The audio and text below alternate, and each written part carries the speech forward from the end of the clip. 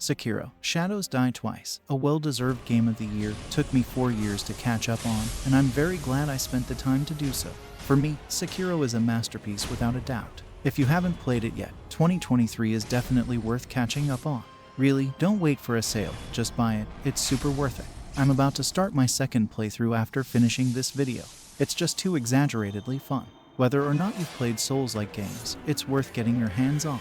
This game has made significant innovations while retaining the DNA of Souls-like games. And whether these innovations are good or not is a matter of personal opinion. Some veteran fans may not be happy with it, but personally, even though I'm also a veteran fan of Souls games and have played about 90% of them, I strongly support Sekiro's innovation. So, what exactly has it innovated? Let me tell you. Gamers the Cheeto. First of all, in terms of the story, unlike previous Souls-like games that almost always took place in completely fictional fantasy worlds, the story of Sekiro takes place in Japan's Sengoku period, although it still has a fictional world and fictional characters. In this game, you play as a ninja who looks a lot like a samurai and is called Wolf in the story. Your mission is to protect a young lord. And to save or protect him, you go through all kinds of hardships and even lose one of your arms. That's why the protagonist is called Sekiro, which means one-armed wolf. Although the story retains the fragmented narrative style of the Souls-like games, Sekiro is probably the easiest to understand in terms of its plot and story among all the Souls-like games. Many clues about the world and the history of this fictional world are clear and do not require the same level of effort to study each item's description to piece together the entire world and the game's plot as in previous Souls-like games. However, of course, the item descriptions in Sekiro are also profound and poetic and are worth study. Although the game's story takes place in Japan's Sengoku period, the core of the story is still very much Souls-like, full of fantasy, and centered around the exploration of life and death. Immortals want to die, while mortals seek the power of immortality. The main characters have different positions and hidden agendas, and there is a hierarchy of different kinds of immortality, which is fascinating and captivating. There is even a cycle of different kinds of immortality, and the line between the starting point and the end point of immortality is blurred, which is reminiscent of the question of which came first, the chicken or the egg. There are also many hardcore gamers on the internet analyzing the story and world of Sekiro, and it is highly recommended that you watch their explanatory videos, which are really interesting. I won't go into details about the story today. After all, the only thing that remains unchanged is that players will probably have to die 1,000 times before completing the game. So it is crucial to prepare yourself mentally for this. In addition to the story plot, the gameplay of the game also features significant and bold innovation. Firstly, Sekiro greatly simplifies RPG elements after leveling up. There is no need to allocate basic attributes such as strength, agility, and stamina, and there are no weapons or armor to acquire in the game.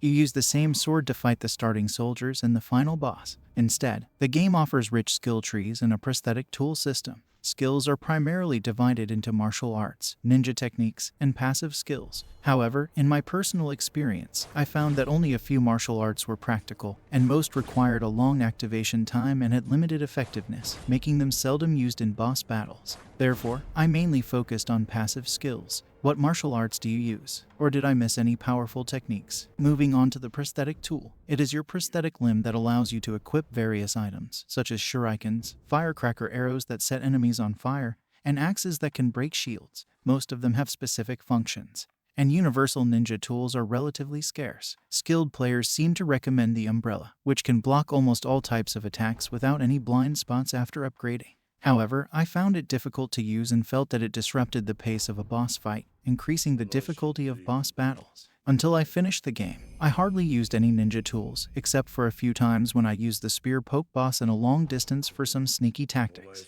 Another part of the innovation is a significant improvement in the flexibility of the character. First of all, we can finally jump. This is the first time I've jumped in a Souls-like games, and it really moved me to tears. One small step for Sekiro, one giant leap for Souls-like games. Although I suspect that the reason why jumping wasn't allowed in previous Souls-like games was not due to any technical limitations of the game studio, but rather a deliberate attempt to increase the difficulty and despair of players by limiting their means of progressing through level.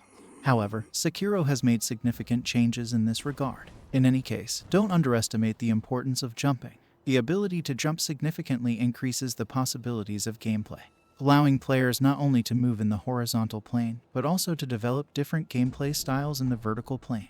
This video will explain this point in a bit more detail later. Not only can Sekiro jump, but it also has a grappling hook that can swing back and forth, breaking the limits of flexibility. It's even more agile than Spider-Man, and is completely different from the stiff and rigid movements of previous Souls-like games. Additionally, running doesn't consume any stamina, so you can run wildly around bosses, timing your moves to sneak in some hits while executing sneaky hit-and-run tactics. However, in return, the bosses in Sekiro have a huge attack range, with many long-range and close-range attacks that force you to keep a very safe distance from them. Unlike other Souls-like games, where you could dodge out of the enemy's attack range with just 1 or 2 quick steps, in Sekiro you need to keep a much greater distance to be considered safe. There are so many convenient elements added to the game mechanics of Sekiro that it's almost ridiculous. The sculptor's idols, which serve as save points or checkpoints, are super dense, making it stress-free to explore. Some idols are even placed so close together that they are almost within sight of each other. The density of save points is higher than the density of Starbucks stores in a city, which is just incredibly convenient. At the beginning of the game, they even give you the homeward idol, which you can use an unlimited number of times to return to the sculptor's idol. It's extremely kind of them and makes exploring stress-free, greatly reducing the game's difficulty level. The punishment for death is also kind, as there's a new mechanism called Unseen Aid, which gives you a chance to keep your experience points and money. Finally, the stealth kills are both fun and convenient. Although Sekiro is too much like a samurai, forgetting that he's actually a ninja, the design of the stealth kill mechanism is great, with a high tolerance for errors. If you are even a little serious about sneaking, you can almost never fail. What's even more surprising is that even bosses can be killed by stealth, which is really impressive. Some minor bosses can be killed with stealth, taking out a whole bar of their health, greatly reducing the difficulty level. Okay, after discussing so many game mechanics that greatly reduce the difficulty of the game, it seems like Sekiro is an extremely agile action game where you can destroy everything as an invincible ninja. So why are there still many players who consider this game very difficult? We will explore this in depth later, but before delving into the difficulty of the game, it is necessary to mention the key reason why I believe Sekiro is a masterpiece: its godlike combat system design. The core of the combat system is deflecting enemy attacks. In addition to health, the game also has posture design. When an enemy attacks you, if you press the defense button at the perfect moment, you will deflect the enemy's attack perfectly, significantly reducing the enemy's posture. When the enemy's posture is reduced to a certain level, you can execute a death blow, which will instantly take down a boss's entire HP bar. Usually, bosses only have 2 to 3 HP bars. Because reducing posture and executing death blows is so efficient, it can be seen as the game encouraging players to continuously approach enemies and fight with swords. The back and forth of you and your enemy trading blows during certain boss fights can be very epic and feel like watching a movie. However, there are some attacks that cannot be deflected. Before such attacks occur, the enemy will show a perilous attack warning. Perilous attacks can be thrusts, sweeps, or grabs, each with its own corresponding counter. For thrusts, you need to move forward and counter it. For sweeps, you need to jump and can also follow up with an attack. For grabs, you need to immediately dodge out of the effective range of the grab. However, the attacks with the perilous warning usually have a slow activation time, and most of the time, you can simply run backward quickly after seeing the warning to dodge it. But there are also some that activate very quickly, and after seeing the warning, you need to immediately judge the next action based on the enemy's movement. The addictive combat system of the game is very satisfying because every time you die, the reason is very clear. You will know exactly which step you did wrong, which block was not perfectly executed, and which dangerous move you failed to anticipate.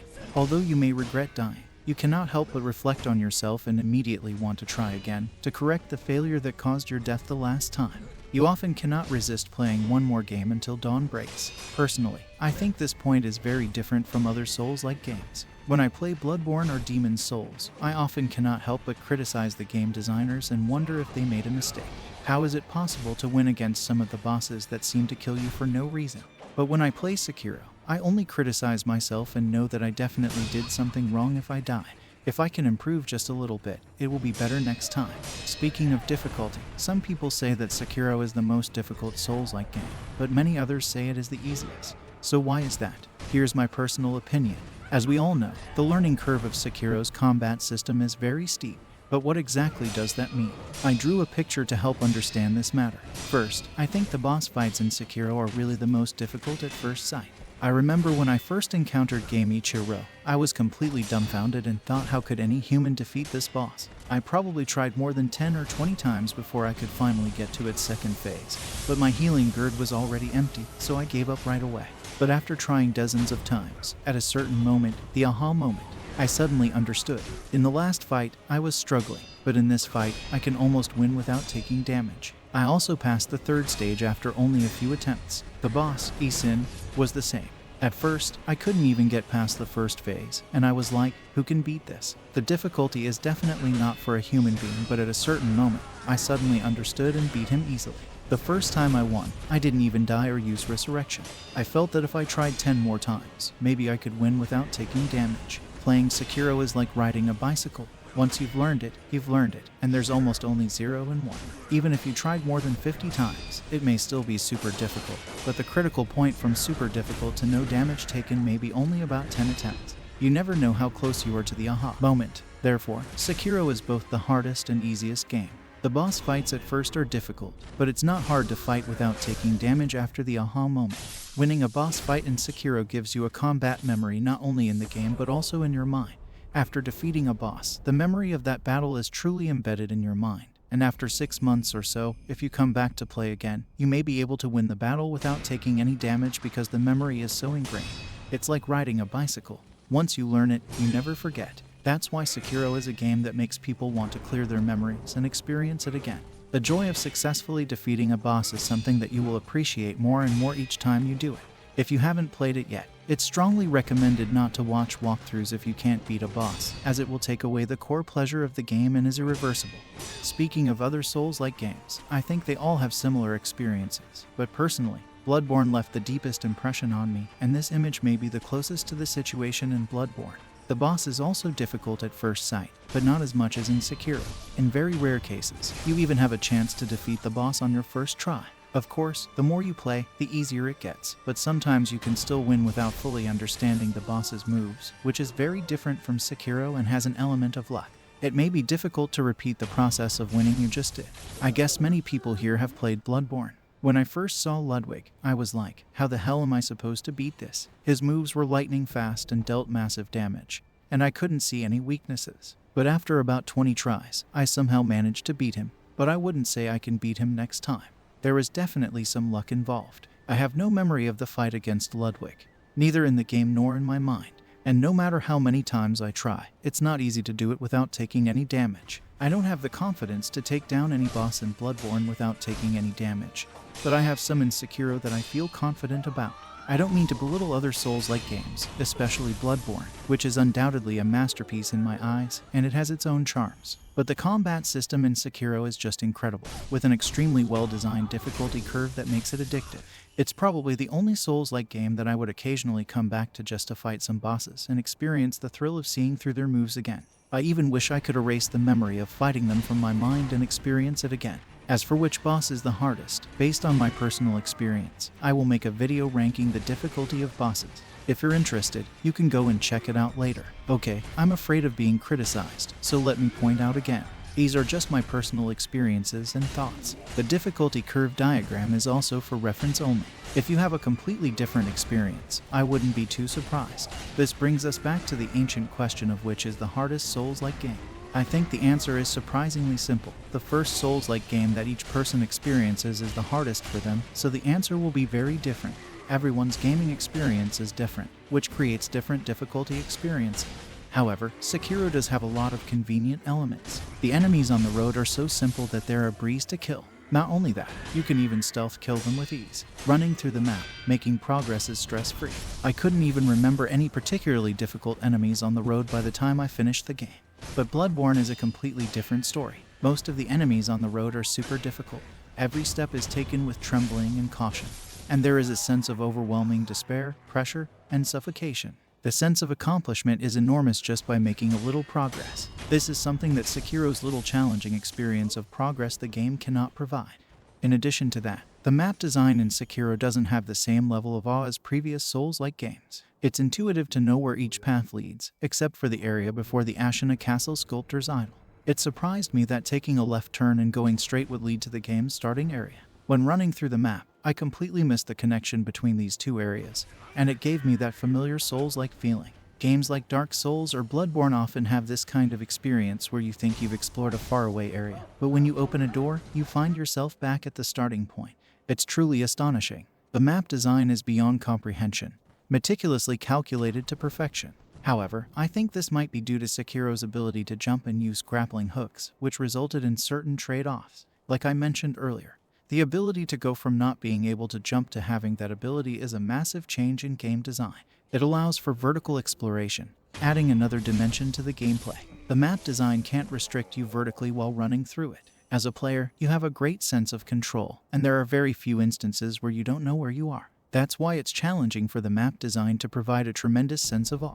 So, I've been thinking, if the next Souls-like game wants to maintain the ability for players to jump and explore vertically, they might have to introduce a dimension of time outside of the three-dimensional space. This could decrease the player's sense of control and increase the astonishing nature of the map design. Perhaps the developers have already considered this, which is why we had the alternate timeline 3 years ago, where different times coexist within the same space. Okay, last but not the least, I would like to talk a little bit about the game performance. Even though it's a game that was released 4 years ago, its graphics still hold up well even in 2023. The perfectly displayed Japanese-style character models, the majestic Ashina Castle, the ethereal Senpu Temple, the mysterious and idyllic Fountainhead Palace, there are so many breathtaking landscapes in this game. The final battle on the poetic and picturesque field of the tall grass is also epic, with the clash of swords and the blaze of fire between the undying ninja and the legendary sword saint, making it feel like watching a movie. I think the voice acting in the game is also a major highlight, greatly enhancing the immersion of the game. The voice actor for the protagonist, Sekiro, did an amazing job, even though he has very few lines. In those few lines, he fully embodies his loyalty to the young lord, his determination to defeat Game Ichiro, his sympathy for the Hanbei the Undai, and his complex emotions towards his foster father. Alright, in short, Sekiro is truly a masterpiece. Highly recommended. If you haven't played it yet, it's still 100% worth playing even in 2023, trust me. By the way, if you've never played any Souls-like game, here's a tip for you. If you get stuck on a boss, don't just keep trying and pushing yourself too much. Often, the more you push, the more confused you become and the less progress you make. Sometimes, taking a walk or simply sleeping on it can give your brain the time it needs to process and digest the information, and you'll suddenly have a breakthrough the next day. I've experienced this many times. You just need to give your brain a little time to rest and then come back to it later. If you've already played Sekiro before, why not go back and have a few more fun fights? It's really too much fun. I'm getting ready to play it again on New Game Plus. Thank you for watching today's video. See you next time. Bye.